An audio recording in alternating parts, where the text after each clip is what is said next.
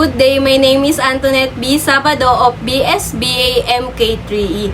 This is for Entrepreneur Management Code 3664 from the Group 7, the first reporter. So, I'm going to discuss the Chapter 7, which is the management requirements. So, let me define what is manpower. So, manpower refers to the human workforce or labor within the company. So, when we say manpower, ito yung different individual na gumagawa ng specific task to generate a business.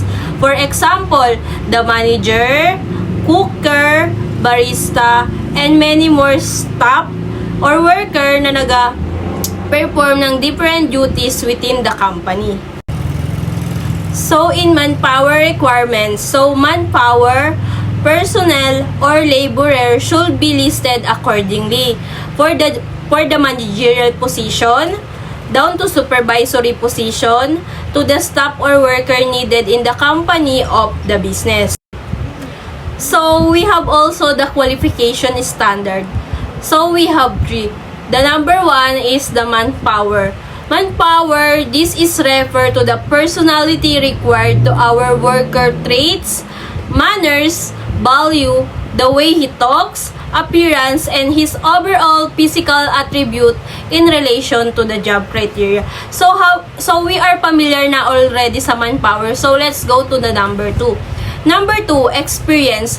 This refers to the land of working experience in the relation of the job criteria that worker applies for. So mostly, when we say experience is really matter talaga to siya pag naghahanap ka ng trabaho.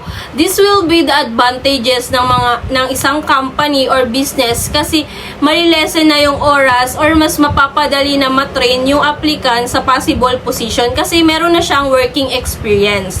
So, number 3, academics. This refers the worker academic qualification of the educational attainment required in performing the better job.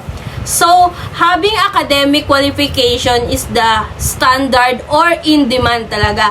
Kasi this will be the people who work in your company that should be knowledgeable enough to efficiently performing their duties. Recruitment. So, recruitment is the process of convincing or encouraging the prospective applicants to fill in a vacant position. So, in recruitment, everyone who have qualification standard can participate in prospective application for vacant position. So, we have step in recruitment. So, the first one, we study the different company jobs and write its description and specification. So, we have job description. So, job description, it defines the duties and responsibilities of a particular position. It also helps to attract the right job candidate. Job specification naman is, it gives the specific qualification required for the position such as type of experience needed for the company.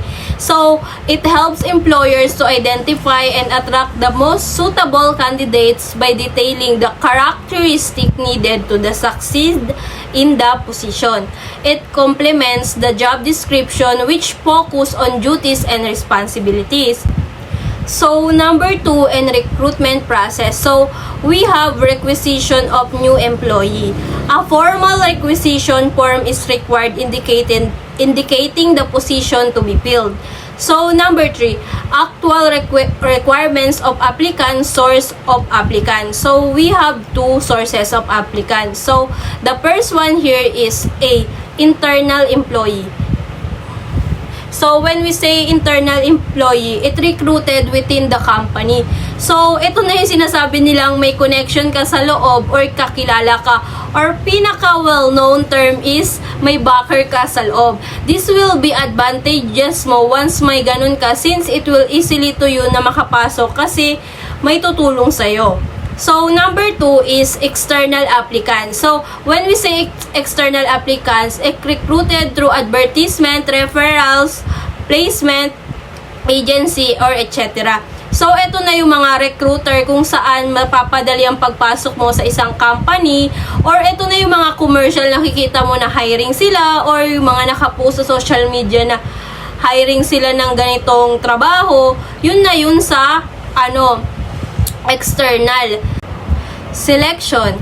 It is the process through which organization identify and make decision about the application who will be allowed to join the company. So, in selection process, is the best to identify the applicants having the necessary knowledge, skills, abilities, and other characteristics that help your company to achieve organizational goals. So, we have also the step in selection.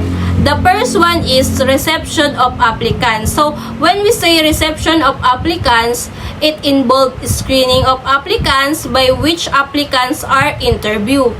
The second is preliminary interview, is to check the applicant if is qualified for the position and eliminate who are disqualified. Number 3, filing out of application form.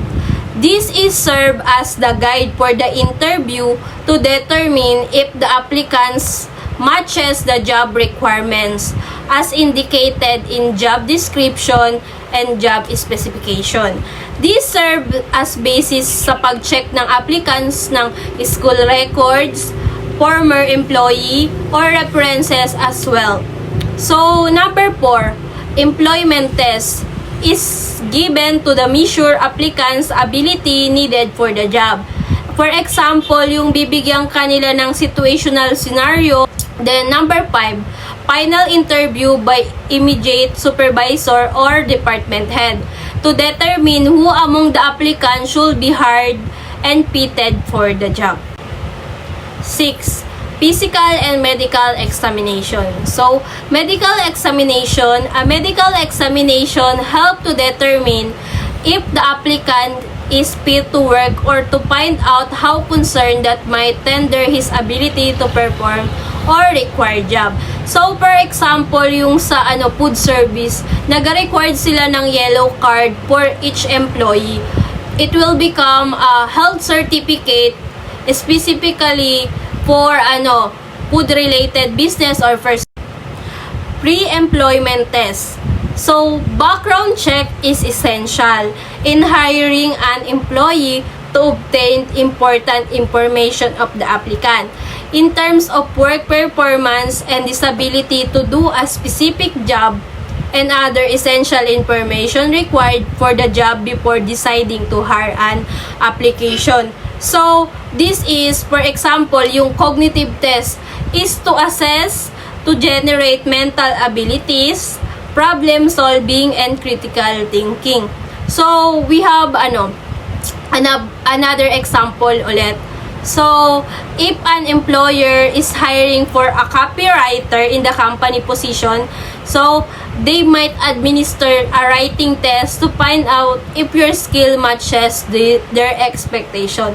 Like, based on my experience when, nag-apply ako sa call center. So, when applying in their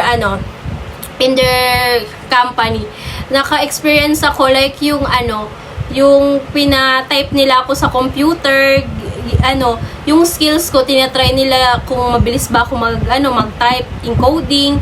Tapos yung may example yung possible client, kung kaya ko ba sumagot sa mga possible question nila, or marunong ba ako mag-approach ng client in polite way. So, yun yung mga example. 7. Hiring the applicant who passed the selection required is sent to HRD or Human Resources Department for final completion of hiring process. So, lastly, the orientation. The new employee are oriented in company policies, rules, regulation, and inform or directly about the job by immediately supervisory or training. So, that's all. Thank you.